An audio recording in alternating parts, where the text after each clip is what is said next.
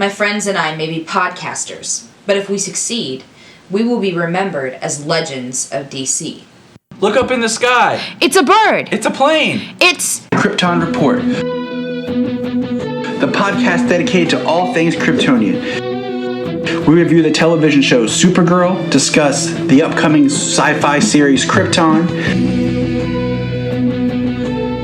We look at previous TV shows, animation, films, comics, all about the noble house of L. So here we go. I'm your host Tyler, and let's talk Super. Alright, welcome back to the next episode of Krypton Report. I am your host Tyler, and with me as always, the luscious, the beauty, the member of the Southgate Justice League, my wondrous wife, Jania. Hey guys! So we're talking Season 2, Episode 5, Crossfire. So is glasses a code name for disguise if you're an alien from Krypton or Daxon? Because all of a sudden, like, nobody knows Mon-El, but, like, we're going to put glasses on you. Yeah, I mean, I guess it's kind of just a signature thing at this point. I mean, we knew that Kara glasses were made by Jeremiah Danvers to help repress her supervision and her heat vision and everything. Right. But Mon-El said he hasn't had heat vision, so they're just there aesthetically? Yeah. They're like, okay, you need to look like Clark Kent. It's camouflage. That's all it is. Another episode directed by the great and powerful Glenn Winter, Yeah. who we want to get on the show, so everybody tweet out that we want to talk to Glenn.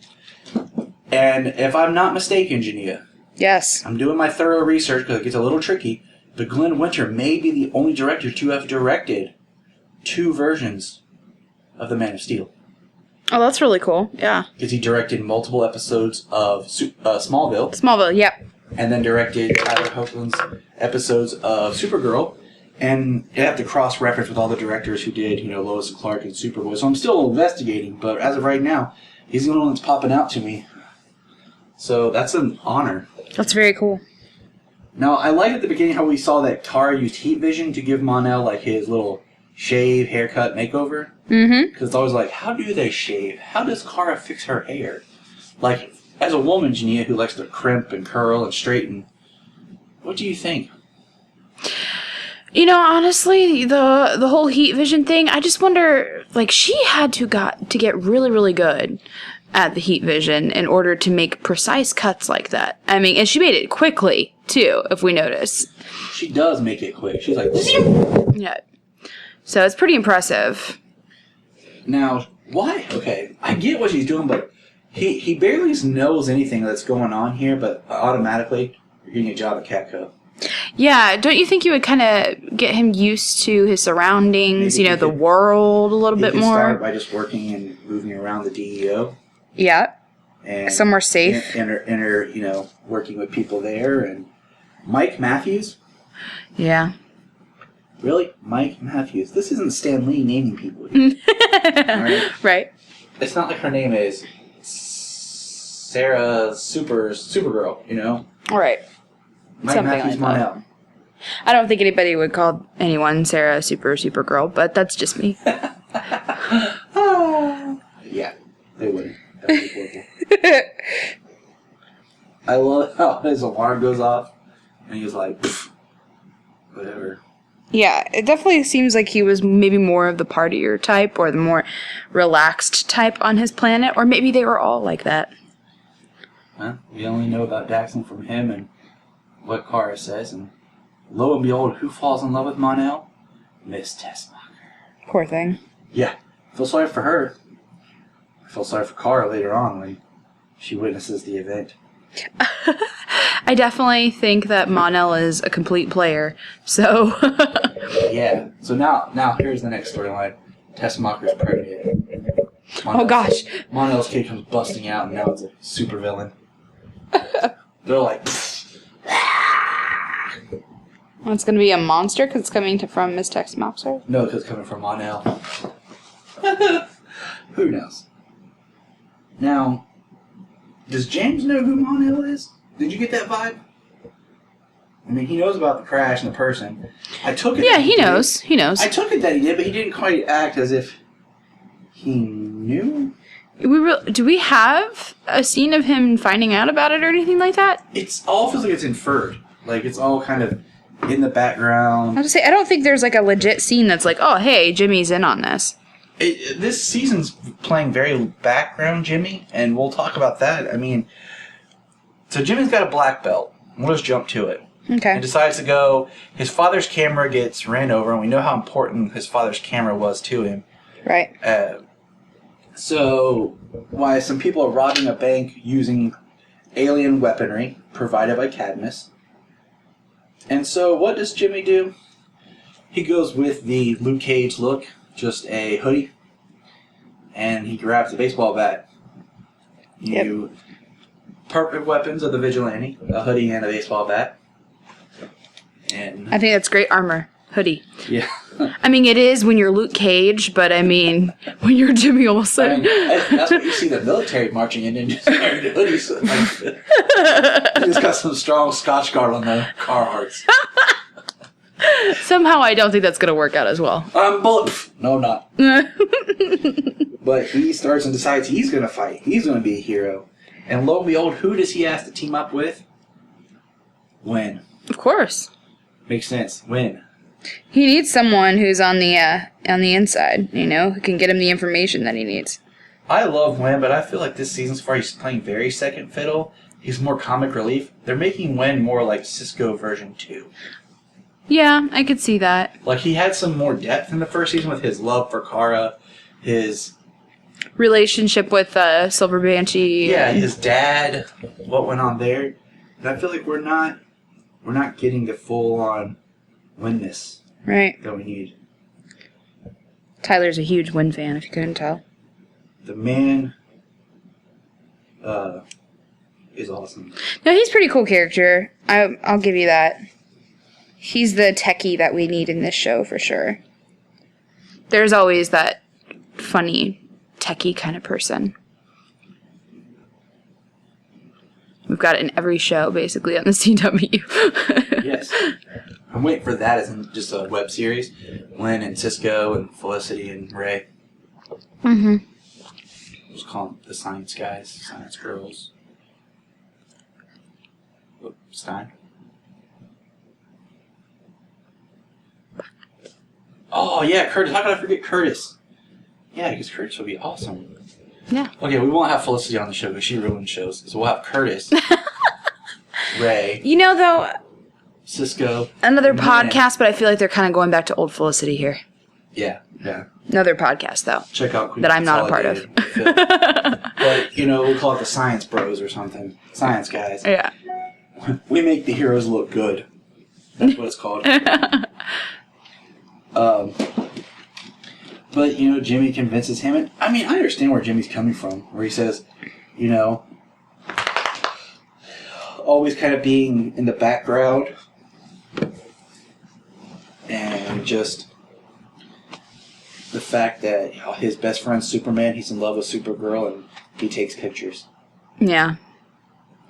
So for him to want to do something, I get it. Yeah, it could be one of those things, too, where you want to do something to impress the person that you care about. And I think that might be part of it. It's definitely on a deeper level for him as well.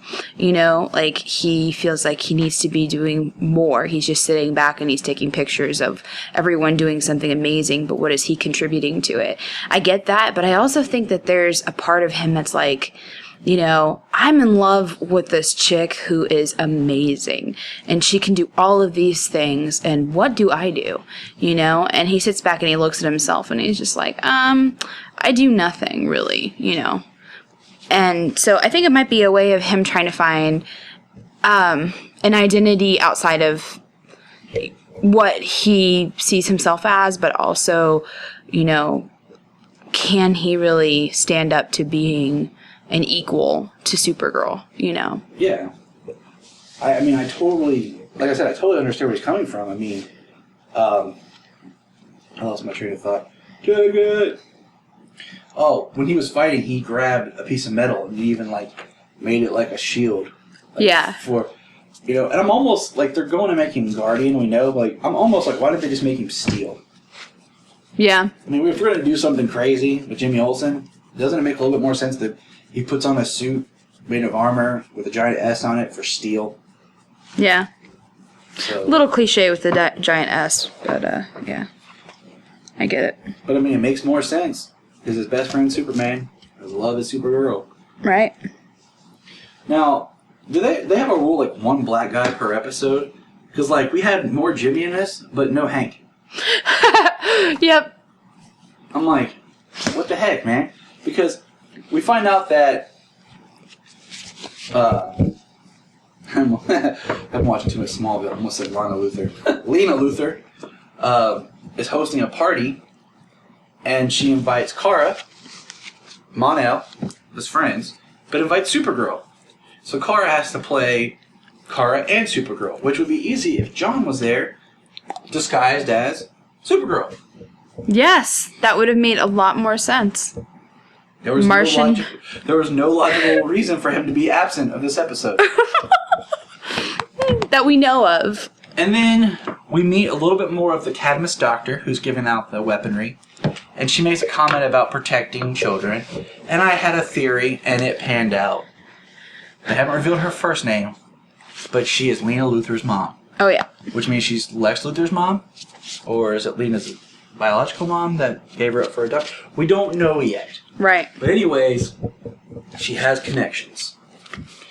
And then we have Alex and Maggie's blossoming relationship. And it just makes me, like, think, not that I care, but it's like they make it like you can't be the same gender and be best friends. Yeah. It's like you have to evolve something there. Especially the way they handle the female characters on the CW shows compared to how they handle the male gay characters, like Curtis. Yeah.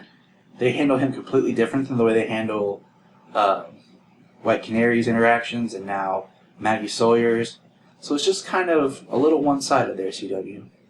A little bit. I can see that, totally. So, but that's this episode of Crossfire! Reminds me of a game from the early 90s. Yes. You'll get caught up in the crossfire! But anyways, we have one more piece of news to go along, and it's exciting. It's amazing. It has officially been announced there's Young Justice Season 3. Yes. Boom!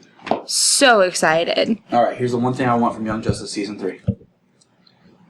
Wally's not dead. He just was absorbed into the Speed Force, and he pops out of the Speed Force. Yes, please bring Wally back. So if Wally doesn't come back, Young Justice Season 3 will be cool, but it won't be epic. Right. He was such a huge character. I admit it. I cried. It is so emotional. I still cry every time, knowing what's going to happen when Wally's there. And you know what I think to myself when Wally's running? Why isn't Jay Garrick running? He's slower. He's old. He's lived his life. Don't make Wally sacrifice himself. Right. You old man. Get out there and do it yourself. It would be sad no matter what way you look at it, honestly, but Nah, we can debate that later. But Wally is awesome. Wally is awesome. I will agree with that. So yeah, I really hope that we get to see him back in that show. It'd be great. I don't want a huge time jump like they kind of did between seasons 1 and 2, Mm-hmm. where they aged up some characters, which was cool. I do want it to kind of pick up a little bit in the future. And kind of, we'll maybe have some new characters. Maybe we'll have Damian. You know, maybe we'll have, heck, now, who knows, we could have John, Superman's son. And then we still have Superboy there. So that'd be a very interesting thing. That would be interesting, yes. But anyways, that's what's going on with Young Justice Season 3. We're really excited about it. Woo! We'll probably talk more about Young Justice maybe on a break. We'll look at some episodes with Superboy. I mean, Supergirl could show up on Young Justice now. Yeah, That'd be that's awesome. true. That would be really cool. And if you're a fan of Supergirl and you haven't checked out the DC Superhero Girls that we saw, DC Superhero Girls, that yep. was a really cool show. Very cool show. Awesome if you have kids, especially little girls. I mean, but Solomon, our little boy, gets into it as well. It's an awesome show. So until next time, remember, look up in the sky. If you want to contact Krypton Report, feel free to do so. You can find us on Facebook. You can also find us on Twitter at Krypton Report. You can find us at southgatemediagroup.com. Emails at kryptonreportpod@gmail.com.